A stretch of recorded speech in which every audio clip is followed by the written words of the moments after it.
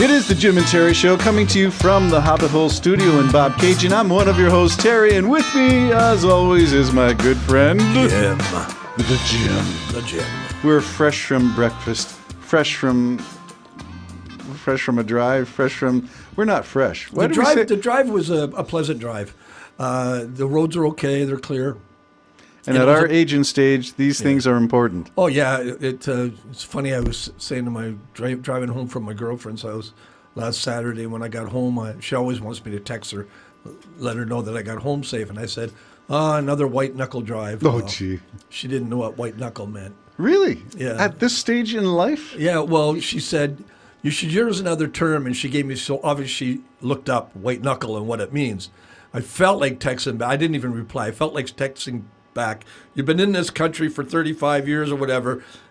Learn to adapt, but I didn't. I guess you don't use that idiom very much then in front of her, or she would have heard it. Yeah. Oh, no, she wouldn't hear it because that's part of her issue. Yeah, she has a hearing problem. Right, so I guess unless she saw it in text somewhere, in a magazine, a book, she would never have got that reference. Yeah, so anyways, it was a white knuckle drive, so it was a pleasure coming here, not white knuckle. Not white knuckle. Okay. Well, let's leave the drive behind and talk about what we often refer to themes. So let's do, it's the end of the world as we know it, but I feel fine.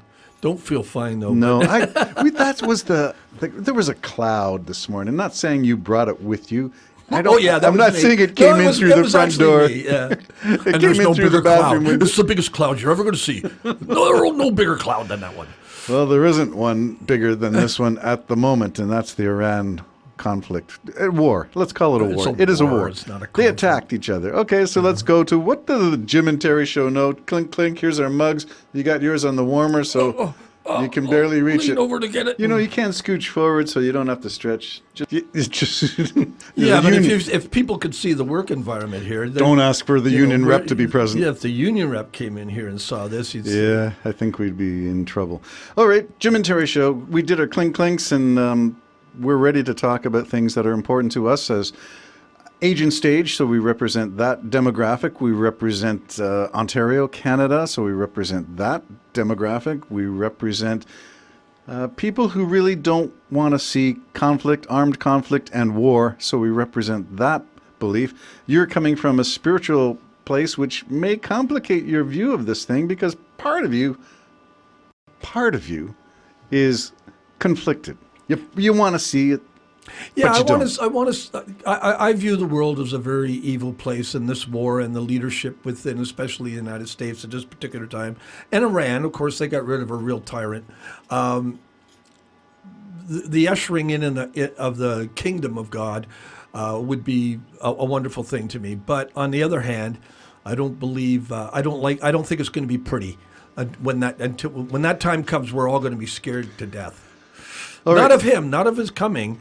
That's a different thing. Okay, well, leading up to that. Let's break it down into what we see in front of us and what broke on the news. And I thought it was going to be announced while he was giving a State of the Union. Somebody would come up and whisper in his ear, just like George Bush in 9/11. Oh. And I thought that was going to happen because it was imminent. We knew they had put the military chess pieces in play. We saw it coming, just like we saw Russia lining up the rows and rows of rail cars with tanks and artillery.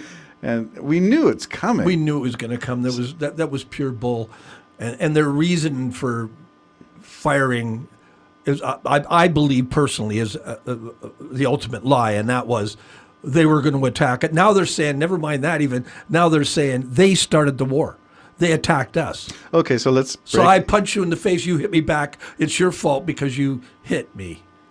So I don't buy that. Okay, let's start with what we heard, and I think within the first 48 hours, there were like 7 different versions of how the war started. Yeah. And that tells me that there's no plan. I don't believe there's a plan. I believe the head guy of war, Pete Hegseth, and Donald Trump just believe in the might of America. We're just going to crush everybody. And they certainly talk that talk. All their speeches. They do, and the Minister of War said that they're going to hit you when you're down and keep hitting you. They just You want mean to the trample. U.S. is going to hit them when they're... The U.S. is just going to keep hitting. Right now, I mean, disturbing is the meeting of the South American leaders all down there with Trump. South American? Isn't it South American leaders meeting with Trump today? I don't know. That's new to me. So what have you heard? I thought you mentioned it. No. I think it's all of South America. Like there's 10 leaders meeting with Well, Trump. I know he's invaded Ecuador. Did you know that? No, I knew Okay. Venezuela. Yeah, not invaded. That's a wrong word, too strong. But it's a variation on the theme of Venezuela, now in Ecuador. So they have operations live in Ecuador as we speak. I don't know about this whole of South America thing. That's new to me. So if you know anything, that's fine. But let's stick on what we do know and go back to Iran and talk about the starting, because what we heard was confusion and it hasn't been clarified. Even Rubio's statement was talking about, we got to hit them first because we found out they're going to be attacked. And is it Israel who started the whole thing? Well, yes, but the idea behind that is so bizarre as well, because what he then admitted, and he's walked it back since, but there was a time a president told Israel what to do. Israel would ask them, should we do this? Now Rubio said Israel was going to attack, so we had to respond. So now Israel's pulling you by the nose with a nose ring into World War III, maybe, battle, where the president used to be the one that would say to Israel, restrain, hold back, don't go yet. They're now saying the first account was, we had to attack because Israel was going to attack them and they would have attacked us in reply. Well, there's no proof of that either. None. There was no imminent danger to Israel. It's just, it's an opportunity to annihilate a country, and I understand the reasoning, that hates your guts and wants you dead. So I can understand Israel saying... Israel, or is that the U.S.? No, that's Iran. I know, but Iran's views of Israel or Iran's view of the United States? Well, isn't it true that Iran hates both of them? Oh, yeah, both of them. Well, the United States is the great Satan. Yes. Yeah, and to the Iranian... And the Iranian people, power. or the Iranian Ayatollahs, that's 47 years of dictatorship under, what do you call it, a religious autocracy. Yeah. That's got a decree that says our goal is to annihilate Israel. Yeah, I think their maps still don't have Israel on it. It's Palestine. So there is an imminent danger and a constant threat to Israel. Yeah. All right, so that's how it all got started, and we wanted to tie in Barack Obama. Now, if I was the GOP, I would have to say this, and Caroline Levitt would say it, Barack Hussein Obama, to make it sound like he's from the Middle East. Yeah. So they want to make him to sound like a Muslim and a terrorist. Yeah. And that's a danger too. But okay, Obama had a deal. No nukes and inspections. And Trump came in. And everybody signed on. Russia, everybody signed on. So it was a good deal. And then Trump, first day? Abolished it. And I believe this for the simple reason, whatever plan's got to have his name on it. Yeah.